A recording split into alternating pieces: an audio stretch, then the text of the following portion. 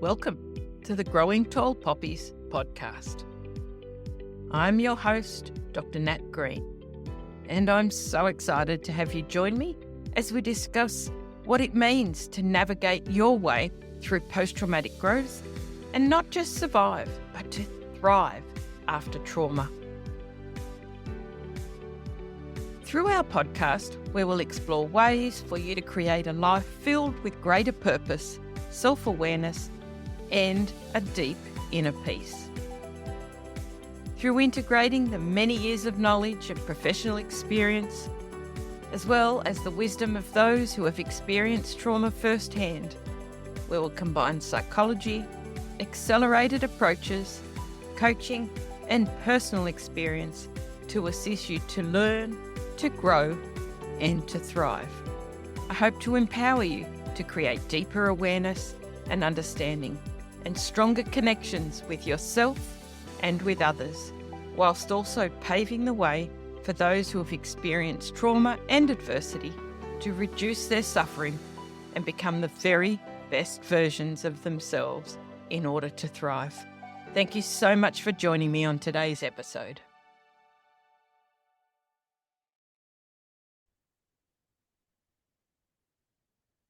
Hi everyone, and welcome back to Growing Tall Poppies, Thrive After Trauma.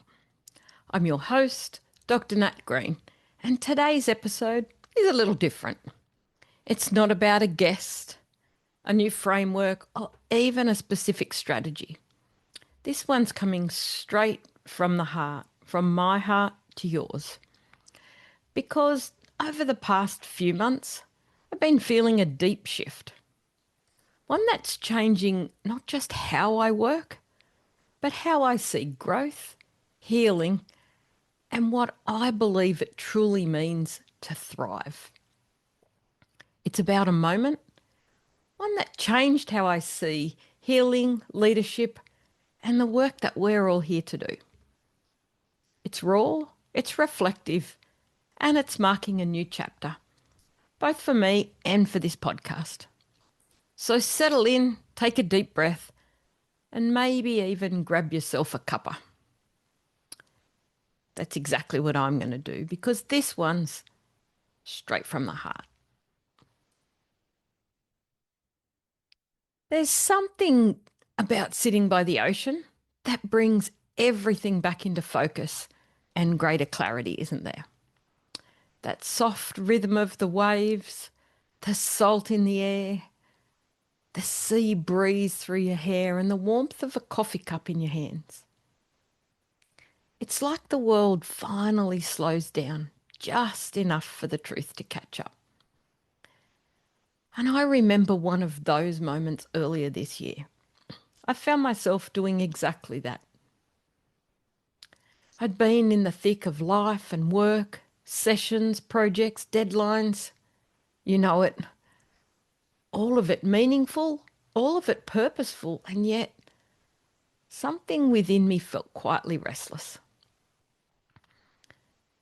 So I was sitting at my usual table at my fave cafe by the beach,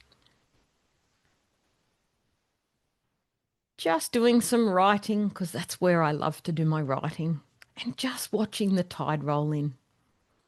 The world felt quiet. Almost eerily quiet. My nervous system wasn't in overdrive. And for once, I wasn't doing anything. I was just being. And it was there in that space of stillness that something inside me whispered, almost like the ocean itself was speaking. It was quite bizarre, to be honest. And I got this really clear message that healing isn't the destination. It's just the doorway.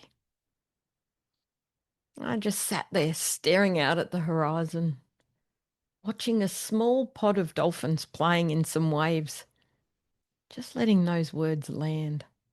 I actually felt them deep within me. It landed so softly and yet so powerfully that I almost laughed, because really, hadn't I been saying versions of this for years? But this time I didn't just know it, I felt it deep within my bones, almost in my soul. And I could see how often we, especially those of us in the helping professions, pour everything into the healing journey. We read, we research, we reflect, we release, we regulate.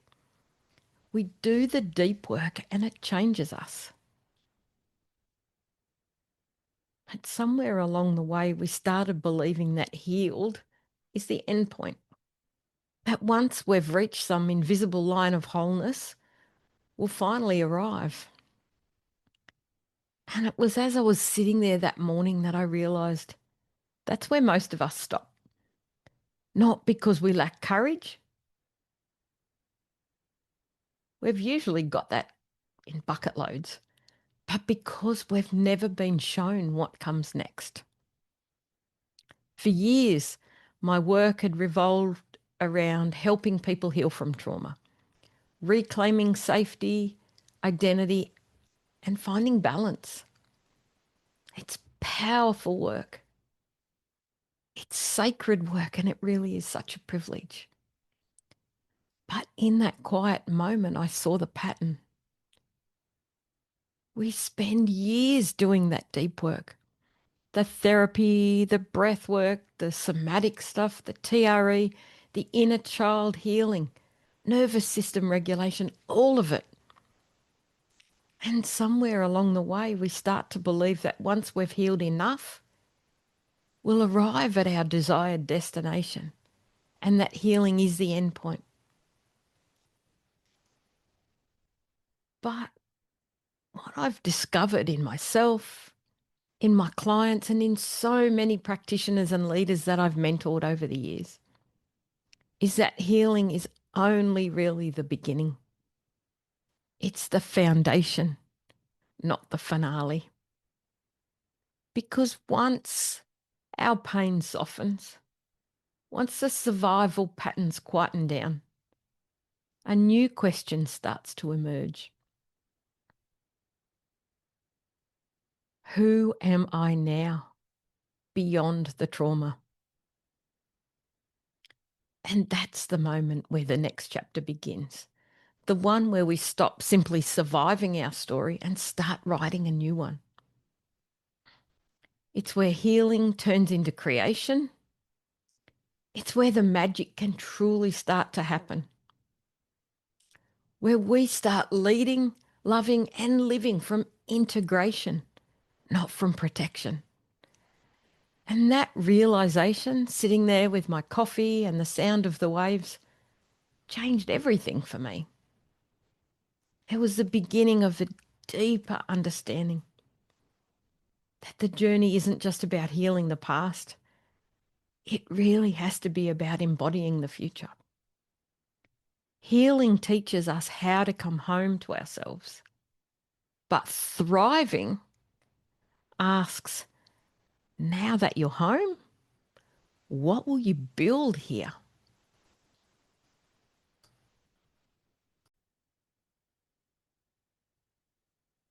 And then a few months ago, as you know, I travelled through Europe. And it was always going to be a symbolic moment and a line in the sand moment. I could feel that. And it absolutely became this deeply symbolic shedding of layers. But it turned out to be something so much deeper. It became a pilgrimage of sorts, a shedding of layers I didn't even know I was still carrying. I walked through the streets of Paris and Florence, through old cathedrals and cobblestone lanes, and something in me began to quiet. I walked through places like Ypres in Belgium, a place steeped in both horror and rebirth, and the Holocaust Museum in Amsterdam, and feeling this profound sense of perspective. And then on to Rome, where we stood in ancient ruins and quiet cathedrals. And then I also sat in the Swiss Alps and for the first time allowed myself to rest and replenish. and I felt something awakening. Truly awakening. It's really hard to describe. An inner knowing that the next stage of my own post-traumatic growth was well and truly here. Generations before us had walked through devastation and they somehow rebuilt. And in that moment, I realized that's what we do too, not just individually, but collectively. We rebuild, we rise, and we reimagine. Everywhere I went, whether it was in art galleries, in train stations, in those slow morning, not overly enjoyable coffees, I felt life whispering the same message that I'd heard at the beach. It's time to live the integration, not to study it, not to intellectualize it, but to fully embody it. I just felt that it was no longer enough for me to talk about trauma-informed practice. I wanted to live trauma-integrated leadership, where our healing isn't a chapter that we reference, but the lens through which we lead. Because that's what thriving really is. It's not about constant happiness or unshakable confidence. It's about wholeness and being able to show up fully and be authentically you. It's about walking your talk, taking it into your work, your relationships, your purpose, throughout your life from a place of embodied truth, not from protection. And as I returned home, I knew that this was the next evolution, not just for me, but for all of us who've done the healing work and are now being called to lead from it, to stop performing strength and start embodying it, to stop helping others from our open wounds and instead guide them from our healed ones, to stop chasing balance and start being it. That trip reminded me that post-traumatic growth isn't a finish line and it isn't somewhere that we arrive. It's something that we live and breathe. It's a continual unfolding and ongoing integration. Remembering that every challenge we've been through, every single experience, every scar, every rise has prepared us to lead from a place of grounded strength, soft compassion, and from peace that no longer needs to prove itself. I knew that when I came home from Europe, something deep within me had changed. It wasn't loud or dramatic. It was quiet, steady, and deeply certain. I knew that my work could no longer be just about healing. Because healing, while essential, is still only part of that story. What we truly need, especially as coaches, therapists, leaders, practitioners, and heart-led business owners, is integration. Integration is what happens when the nervous system finally trusts that safety isn't fleeting, when your heart stops armouring itself, when your mind and your body start moving in the same direction. Not fighting for control, but collaborating and joining together in peace. And from that place, something extraordinary happens. We begin to lead differently. For so long, leadership, even in the helping professions, has been about qualifications, knowledge, expertise, and performance. We learn the right language, the right frameworks, the right ways to hold space. And while all of that is valuable, it can also become a shield. Because if we haven't truly integrated our own healing, Or perhaps you don't even acknowledge that you have wounds that need healing. Then we end up leading from the same patterns that we once tried to escape. We overgive. We overwork. I've certainly done that one. We keep trying to prove our worth through our output, through helping, fixing, achieving, and producing. We say we want impact, but underneath, I think that we're still seeking safety. Integration changes all of that. When you've done the work and your body finally believes it, not just knows it, you stop needing to prove anything. Your energy softens, the ship deepens, and suddenly people aren't drawn to your strategies or your qualifications. They're drawn to you and your presence.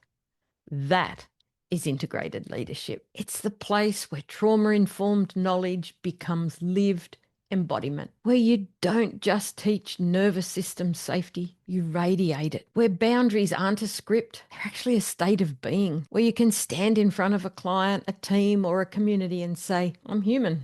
I've been through it, but I'm here, whole and grounded. And that's what creates trust. That's what creates true transformation. The thing, integration isn't flash. It doesn't always look like massive breakthroughs or big public wins. Most of the time, it looks like quiet alignment. It's the pause before you say yes to another commitment. Checking to see if it's coming from peace or from FOMO, the good old fear of missing out. It's catching the urge to fix a client and instead holding space for their own wisdom. It's choosing rest when your old pattern would have chosen to hustle. Integration is leadership in motion, moment by moment, breath by breath. Integration isn't about never being triggered again. It's about knowing who you are when you are triggered and leading from that grounded awareness rather than from a place of reaction. Integrated leadership is the difference between knowing your tools and truly embodying them, between teaching regulation and actually living regulated. It's the courage to build your business, to hold space for others, to make decisions and lead conversations. Not from gaping wounds, but from scars that have turned into wisdom. And here's the truth that I've come to see. You can't lead others beyond the level of integration that you've reached yourself. Just listen to that and let that sit with you for a bit. You can't lead others beyond the level of integration that you have reached yourself.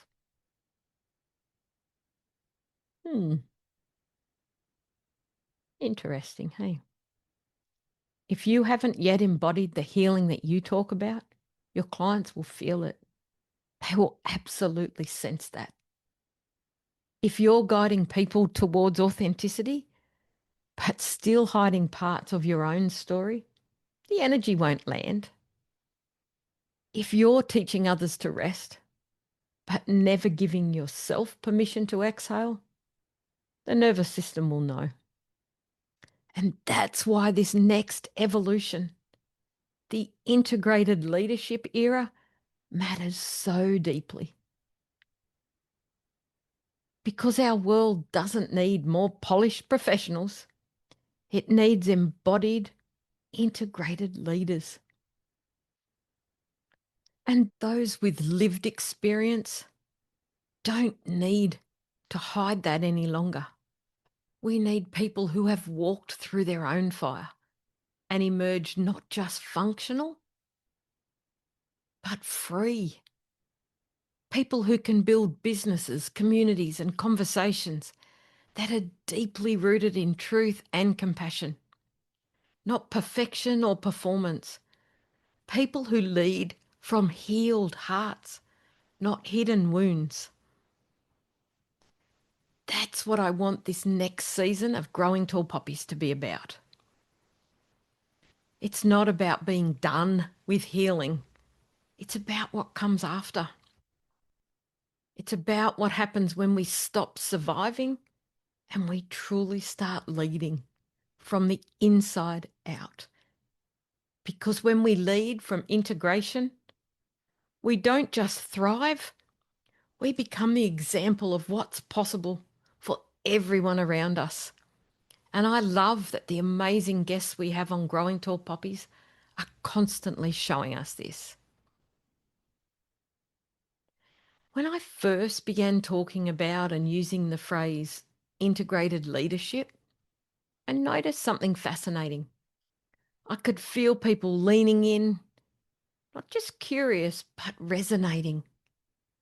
People would nod slowly and say, "Yes, I feel that. Exactly that." It's as though their body understood before their mind did. Because deep down, most of us already know there's a difference between being trauma informed and being trauma integrated. Trauma informed is knowing the theory, the neuroscience, understanding the nervous system patterns, attachment, boundaries, the language of safety. It's important. It creates awareness. It helps us do no harm. But being trauma integrated, integration takes it even further. And that's where you've actually lived the work. When your nervous system, your words, your energy, they all line up. People can feel it before you even say a word. It's when that awareness becomes embodied, when your decisions, your leadership style, and your relationships all start aligning with your healed state. It's when safety isn't just something you talk about, it's something people feel when they're around you. So why does this matter so much right now? Because let's be honest, we're living in a time where everyone's nervous system is stretched thin. Leaders are burning out. Practitioners are holding space but not being held. Coaches are trying to serve from empty cups. Therapists, coaches, healers, business leaders. We've been through a lot. We're holding space for others while quietly trying to hold ourselves. And in that state, when we're not fully integrated, even with the best intentions, our old patterns sneak in and we start leading from those patterns that we work so hard to escape. You know what I'm talking about. We become the overgiver, pouring from depletion. We become the perfectionist, afraid to be seen without our mask. We become the rescuer, trying to save others from the pain we still carry ourselves. Rescuing everyone else because helping is the only way we've ever felt safe. I see it all the time. And I've lived it too. And if we're not conscious, our work, the very thing meant to liberate others, becomes just another cage that limits us. Healed leadership changes that. When we've integrated our own trauma, our leadership becomes cleaner and calmer. There's no hidden agenda, no need to prove or perform. It's not reactive, it's responsive. We stop chasing validation through achievement. We stop needing to prove our value by fixing others. We stop performing confidence and we start embodying presence. There's a power that comes when you lead from your healed self. And it's quiet. It doesn't need to shout or convince. It simply is. People sense it. They relax around it. They feel safer to be authentic because you are. That's the ripple effect of integration. You start making decisions from peace, not from pressure. You say no without guilt. You create from inspiration, not obligation. You stop chasing success as a way to feel safe because your safety now comes from within. And that's That's what I mean when I say lead from your healed self. It's not about pretending you've got it all together. It's about letting your humanity stay in the room while your wholeness leads the conversation. I often say you teach most powerfully not through your words, but through your nervous system. Your energy becomes the permission slip. For example, if your body says it's safe to slow down, your clients will feel that. If your leadership says, I can be successful and soft, your team will begin to mirror that. If your life shows that healing doesn't end with survival, but expands into joy, hope, and creativity, your community will rise with you. And that's why healed leadership matters. Because transformation isn't taught, it's transmitted. And it's contagious in the best possible way. But here's the truth. Let's be honest. Integration isn't easy. It requires humility. It asks us to pause before reacting, to notice our old patterns creeping back, to stay awake to our own edges. It asks us to choose integrity over image, truth over performance, and peace over productivity. And that's not the kind of leadership that the world has glorified. We've been taught to lead from our heads, strategy, systems, intellect. Integration invites us to lead from our whole selves. Our three brains, our head, our heart, and our gut, and to align these as best we can. That's where alignment lives. That's where we access wisdom that isn't just intellectual, it's embodied. And when that happens, everything changes. Your business flows differently, your relationships deepen, and your sense of purpose stops feeling like a chase and starts feeling like home. Now, don't get me wrong, integration isn't a one and done thing. It is a daily practice. It asks for honesty. It asks for humility. It's noticing where your old protector parts still show up and choosing differently.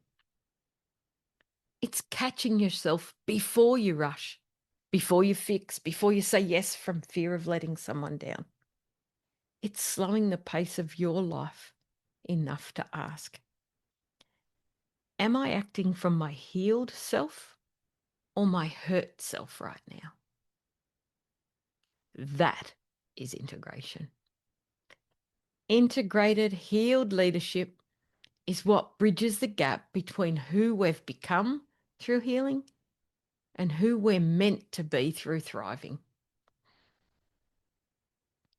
It's what allows us to hold complexity with grace, to lead with both boundaries and compassion, to make impact without self-abandonment. That's what this new chapter is about. Not striving for perfection, but living in wholeness. Because when we lead from healed hearts and embodied truth, we don't just thrive, we change the nervous system of the world around us. And I really believe that this is where leadership is heading, especially in the trauma-aware space. We've done the education, we've built the frameworks, now it's time to embody them. Because the world doesn't need more people who know what safety means. It needs people who are that safety. People who've done the work, lived it, and can hold space with grounded compassion and unshakable integrity. That's what this next season in our work, our lives, and this podcast is all about. Leading not from the wound, not from the mask, but from our whole integrated self. Because when you do, everyone around you feels it. And that ripple, that's what changes everything. So what's this mean? for Growing Tall Poppies Thrive After Trauma from here on in. It means we're evolving together. We'll still talk about trauma, the nervous system, and post-traumatic growth.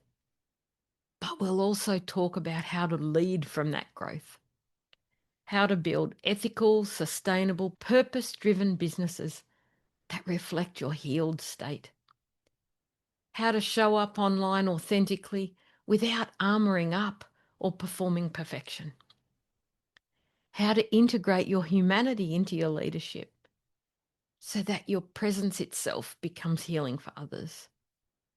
You'll hear from conscious entrepreneurs, coaches, therapists, and embodied leaders who are courageous enough to share their stories and rewriting what it means to thrive after trauma.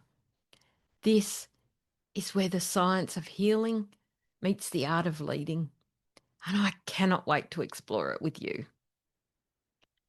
So as we come to the end of today's conversation, I want to leave you with this thought.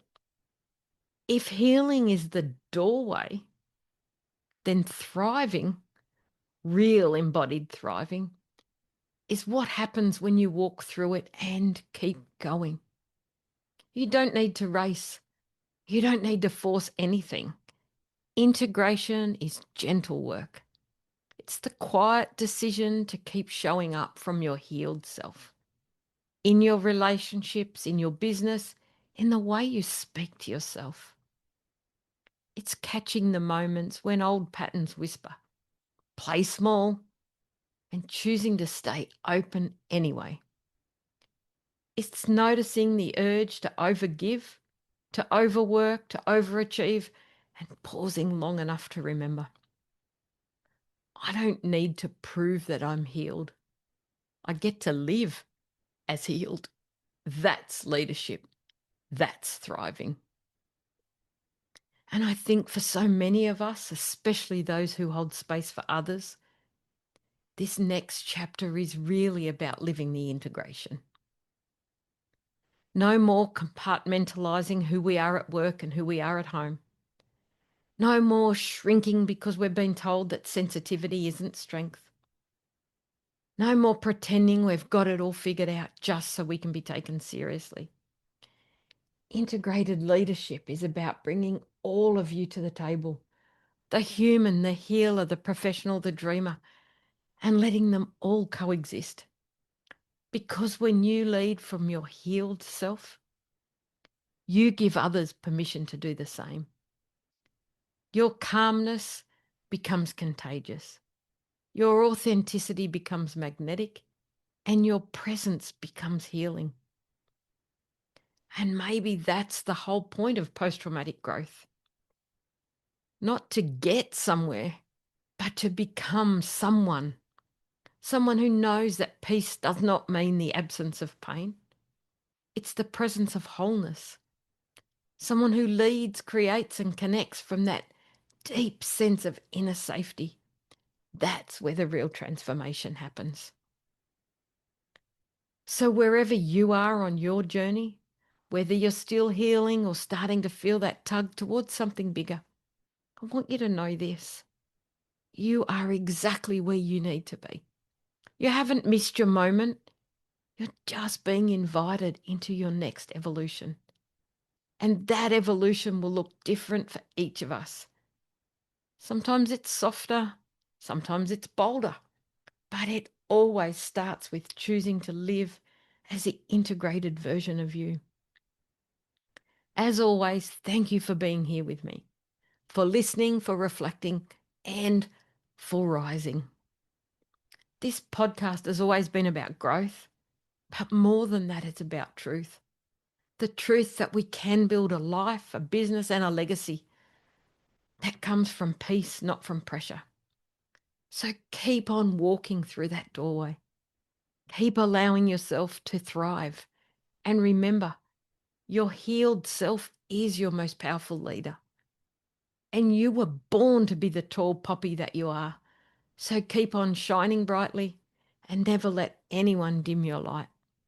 I'm Dr. Nat Green, and this is Growing Tall Poppies Thrive After Trauma.